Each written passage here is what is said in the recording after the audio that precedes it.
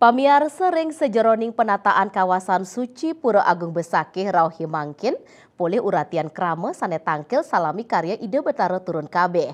Silih tunggil nyane ngulengang fasilitas shuttle bus miwah bagi sane katujuang majeng krama reda, krama istri sane mobot miwah balita.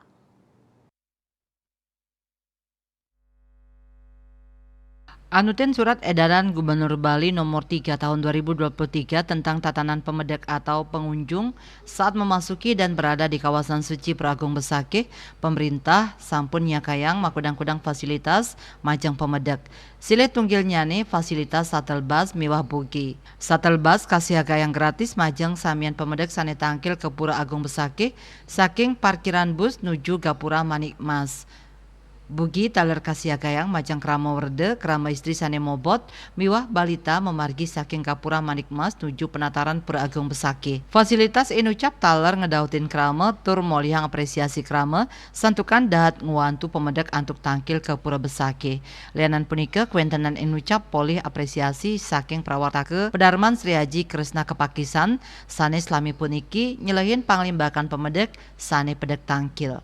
Yang sudah bisa mengamati dan menghayati dengan pengalaman dari COVID itu, kita kembali ke dalam puri, ke dalam diri, mana di Bali itu ada terkenal dengan adat dan budayanya. Tentunya utamanya kepada Ida Sang Hyang Widi melalui area Pura Besakih ini.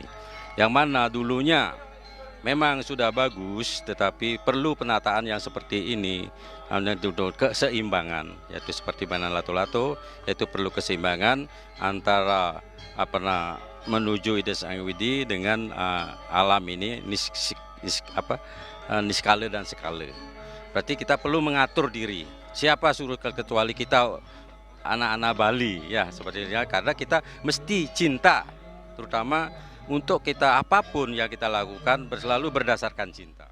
Gong Istri Bali TV.